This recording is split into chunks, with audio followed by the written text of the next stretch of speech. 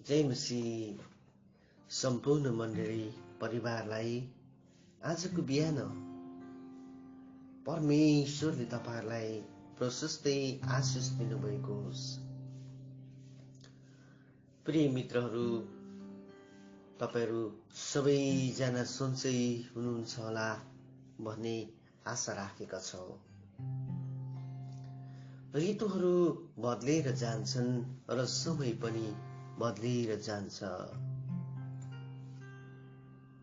परिस्थिति पनि बदलेर जान्छ। जीवनमा सबै कुरो बदलेर जान्छ।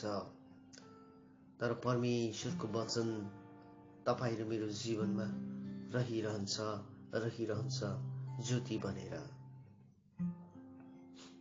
त्यही वचनले हामीलाई हरेक दिन जिउन सिकाएको छ। त्यही वचनले हामीलाई हरेक दिन बाँच्न सिकाएको छ। त्यो परमेश्वर कति महान परमेश्वर, जसले तपाईं र हाम्रा पछाडिका कुराहरूलाई याद गर्नुहुन्न, अगाडिका कुराहरूलाई देखाउनुहुन्छ र हामी अगाडि बढ्न सक्छौं। प्रियहरू, तपाईले कहिले याद गर्नु भएको छ हामी कति घिनलाग्दा मानिसहरू थियौं, हामी कति नराम्रा मान्छेहरू थियौं। म अरूको बारेमा भन्न सक्दिन, म आफ्नै बारेमा भन्छु। ख्रिस्टलाई पाएर पनि म बारम्बार ख्रिस्टको विरुद्ध काम गर्ने व्यक्ति थिए। परिवार भत्काउने, अरूको विरोध गर्ने,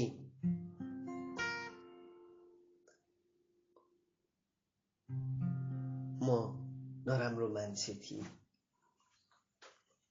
जब म ती दिनहरू याद गर्छु अनि ती दिनहरू मलाई रिग्रेट भएर आउँछ। तर परमप्रभु परमेश्वरले त्यो दिनबाट र त्यो परिस्थितिबाट मलाई बदल्नु भयो अनि म बदले र परमप्रभुको सेवा गर्ने मान्छे भए। पछाडिका कुरा याद नगरेर अगाडिका कुराहरूलाई सम्झेर अगाडि बढ भनेर वचनले भनेको छ। धेरैचोटि हामी पछाडिका कुराहरू सोचेर जिउने गर्छौं। धेरैचोटि पछाडिका कुराहरूले हाम्रो जीवनलाई भताभुङ्गै पारिदिन्छन्।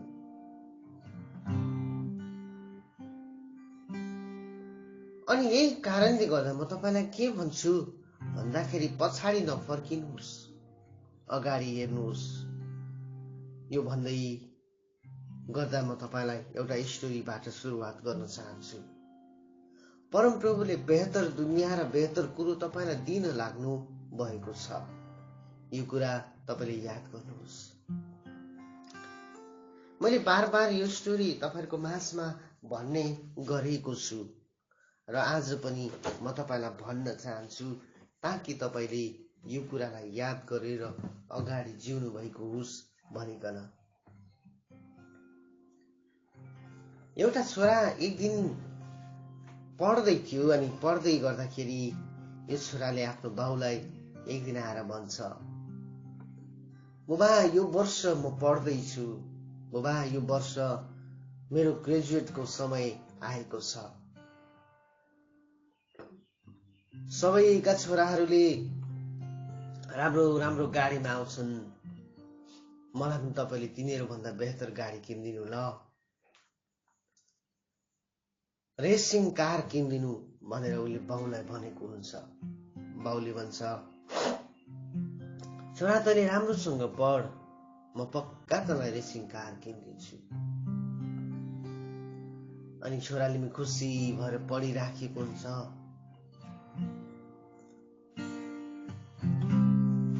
अनि दिनहरू बित्दै गए, समय बित्दै गए। जब उसको ग्रेजुएटको दिन आयो, त्यो बिहान बाउले छोरालाई आफ्नो उसको रुममा बोलाएर यसो भन्नुहुन्छ, छोरा तँलाई मैले गिफ्ट ल्याइदिएको छु। अनि उसले सोच्यो बाउले त रेसिङ कारको चाबी दिँदैछ होला मलाई आज,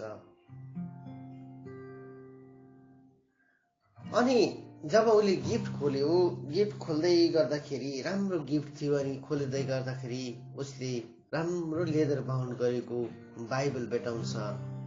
अनि यो बाइबल देखेर ऊ साह्रै रिसाउँछ र भन्छ, तपाईले हाम्रो त्यत्रो पैसा चाहिँ यो घटिया बाइबलमा फाल्नु भयो, मलाई यो बाइबल चाहिँदैन, मलाई त गाडी चाहिन्छ भनेर यति धेरै रिसाउन थाल्यो। बाउले भन्यो, छोरा सुन्न। उनी सुन्नै मानेर ऊ घरबाट निस्केर गयो। एउटा गाडीको लागि छोराले बाबुलाई छोडेर गयो। उतै ग्रेजुएट गर्यो, उतै ऊ बाहिरै बिहा गर्यो, उतै बस्न थाल्यो। समय बित्दै गए, परिस्थिति बित्दै गए। एक दिन उसले मनमा सोच्छ, मेरो बाउ त बुढो भइसकेको छ, अब म उसलाई भेट्न जानुपर्छ भनेर सोचेर उसले योजना र प्लान बनाइराखेको थियो। उसले जब यो योजना प्लान बनाइराखेको थियो, अचानक एउटा टेलिग्राम आउँछ र भन्छ, त्यो टेलिग्राममा यसरी लेखेको हुन्छ, एउटा वकिलले लेखेको हुन्छ कि तेरो पिता त मरिसकेको छ, तेरो पिता त मरिसकेको छ, उसकोमा भएको सम्पत्ति सबै तेरो नाम गरिदिएको छ, आएर तैले त्यो सबै सम्पत्तिलाई क्लेम गर भनेर त्यसमा लेखेको हुन्छ। ऊ हतार घर जान्छ। घर जाँदाखेरि उसले सबै कुरो भेटाउँछ, तर उसको बाबुलाई भेटाउँदैन, किनभने ऊ मरिसकेको छ। अनि जब उसले पेपरहरू खोज्दै गर्दाखेरि सबै कुरो खोज्छ।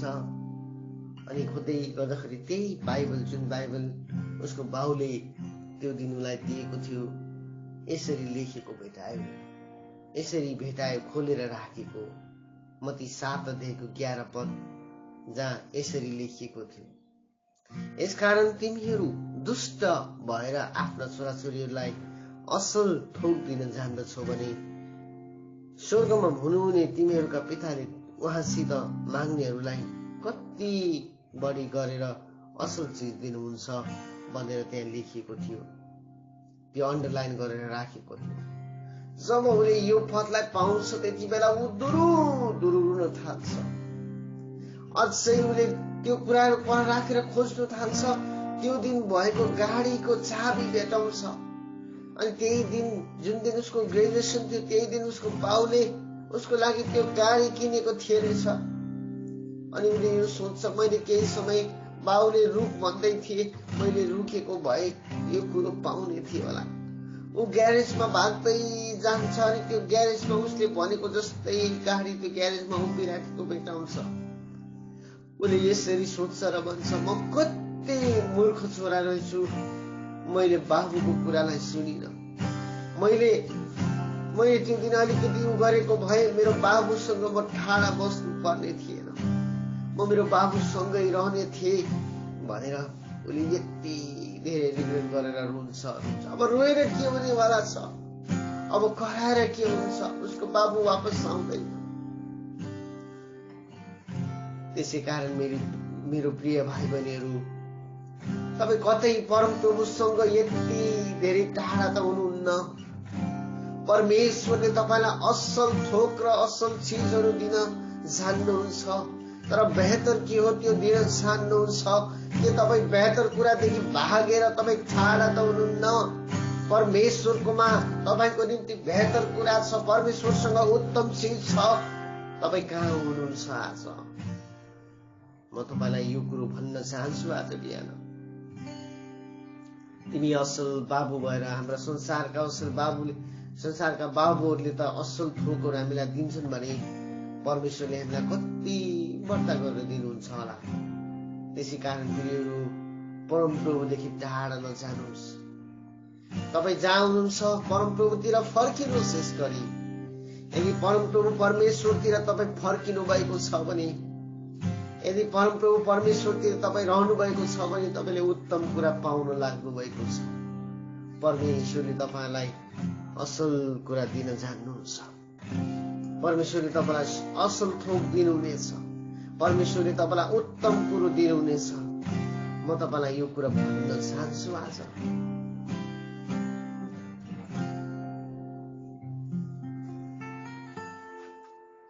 उहाँले असल थोक तपाईलाई दिनुहुनेछ मित्रहरू। उहाँ तपाईले नदेखे तापनि, उहाँ तपाईको नजिक तपाईले महसुस नगरे तापनि उहाँ तपाईको नजिकै हुनुहुन्छ र उहाँले तपाईलाई उत्तम कुरा दिनुहुनेछ। माथि लेखेको छ, माग त तिमीलाई दिइनेछ, खोज त भेटाउनेछौ, गजगचाउ त तिम्रो निम्ति ढोका उघारिनेछ। किनकि जसले गजगचाउँछ त्यसले भेटाउँछ, जसले खोज्छ त्यसले पाउँछ भनेर त्यहाँ लेखिएको छ। कतै तपाईँ परमप्रभु परमेश्वरबाट भागेर टाढा त हुनुहुन्न? परमेश्वरको प्रेमदेखि टाढा त हुनुहुन्न? परमेश्वरको कुरादेखि टाढा त हुनुहुन्न? परमेश्वरबाट पाउने आशिषदेखि टाढा त हुनुहुन्न? यदि टाढा हुनुहुन्छ भने आज म तपाईलाई आह्वान गर्न चाहन्छु, फर्किनुहोस् परमप्रभुतिर। त्यो परमेश्वरले तपाईलाई उत्तम कुराले परिपूर्ण पार्न चाहनुहुन्छ।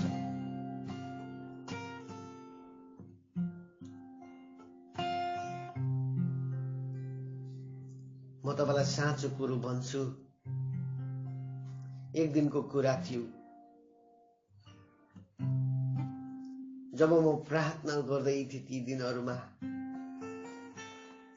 हे परमेश्वर म बदलिन चाहन्छु, म तपाईदेखि टाढा छु, म बदलिन चाहन्छु, म त मर्दैछु प्रभु, म फर्किन चाहन्छु।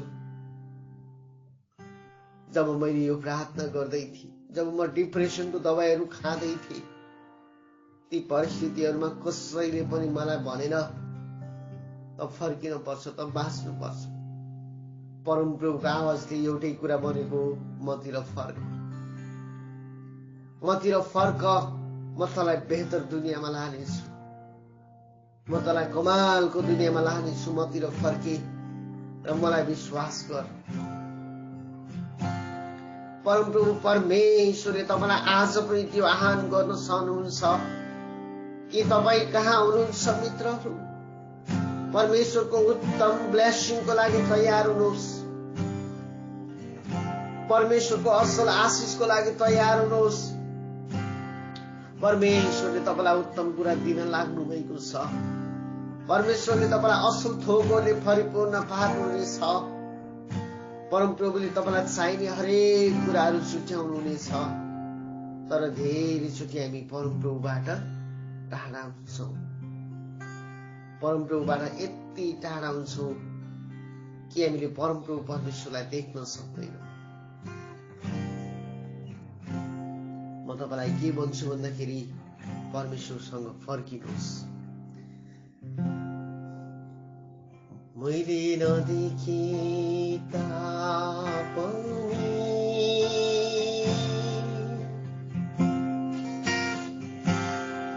विश्वास नगरे तापनि उहाँ हुनुहुन्छ, उहाँ हुनुहुन्छ, उहाँ हुनुहुन्छ सधैँ।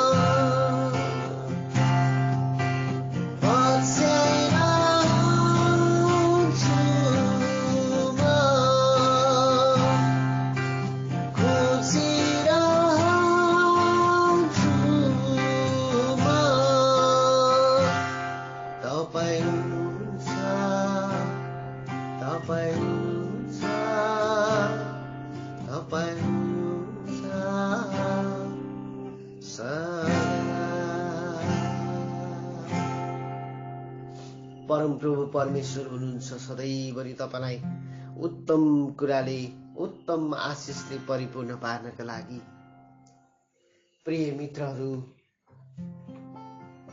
आजको बिहान म तपाईलाई यो उत्साह गर्छु। धेरै दिनदेखि तपाईले उत्तम कुरा पाउनु भएन होला। धेरै समयदेखि तपाई परमेश्वरको आशिष र ब्लेसिङदेखि टाढा हुनु भयो होला। धेरै दिनदेखि परमेश्वरको उपस्थितिबाट तपाई टाढा रहनु भयो होला। तर आज निर्णय गर्नुहोस् कि परमप्रभु परमेश्वरको उपस्थितिमा बस्नका लागि। जब तपाई परमेश्वरको उपस्थितिमा बस्नुहुन्छ नि, अब त्यो उत्तम बाबुको आशिष तपाईको जीवनमा खनिन लागेको छ। हामी भोलि बाबु र आमा बाबुको आशिषको बारेमा बातचित गर्नेछौँ। हामी भोलिको दिन तपाईसँग। परमप्रभु परमेश्वरले तपाईलाई उत्तम आशिषले परिपूर्ण पार्नुहुन्छ। म तपाईलाई के आह्वान गर्छु भन्दाखेरि, यदि आज तपाई परमेश्वरबाट टाढा हुनुहुन्छ भने घुट्नामा जानुहोस्। अब घुँडामा रहेर प्रार्थना गर्नुहोस् र भन्नुहोस्, प्रभु म तपाईदेखि धेरै छुटी टाढा भई अब म फर्किन चाहन्छु र फर्किन्छु भनेर भन्नुहोस्। परमेश्वरले तपाईलाई असल आशिषले तपाईलाई परिपूर्ण पार्न लाग्नु भएको छ। लुका 11:9-13 तपाईले पढ्नुभयो भने त्यहाँ असल कुराको बारेमा थाहा पाउनुहुन्छ। प्रियहरू, धेरैचोटि मानिसहरूले उत्तम कुराहरू पाएका छैनन्। व्यवस्थाको पुस्तक मजाले पढ्नुहोस्। परमप्रभुको नजिकै रहनेहरूलाई उहाँले कहिले शर्ममा पर्न दिनुहुन्न। उहाँले कहिले छोड्नुहुन्न। यसै कारण धेरैचोटि हामी परमेश्वरबाट टाढा हुन्छौँ। पैसा कमाउनुको लागि, घर सम्पत्ति जोड्नुको लागि, धेरै कुराको लागि हामी आफूलाई घोटी पठाउँछौँ। तर परमप्रभुले एउटै कुरो के भन्नुहुन्छ भन्दाखेरि, मतिर आइज, मतिर आइज, मतिर आइज। यदि तपाईँ परमप्रभुतिर फर्कनुहुन्छ भने त्यो परमेश्वरले आज तपाईँको जीवनमा प्रशस्तै आशिष गर्नुहुनेछ। आजको दिन परमेश्वर तपाईँलाई आशिष दिनु। प्रियहरू, आउनुहोस् प्रार्थना गरिदिन्छु। परमेश्वर पिता, धन्यवाद छ तपाईँका छोराछोरीहरूलाई तपाईँले आशिष दिनुहोस्। तपाईँका छोराछोरीको जीवनमा अनुग्रह गर्नुहोस्। आजको वचनले उनीहरूलाई तपाईँको नजिकतामा ल्याएको होस्। यीशु ख्रीष्टको नाममा आमेन। यहाँ सबैलाई जय मसीह। प्रभुले प्रशस्तै आशिष दिउन्।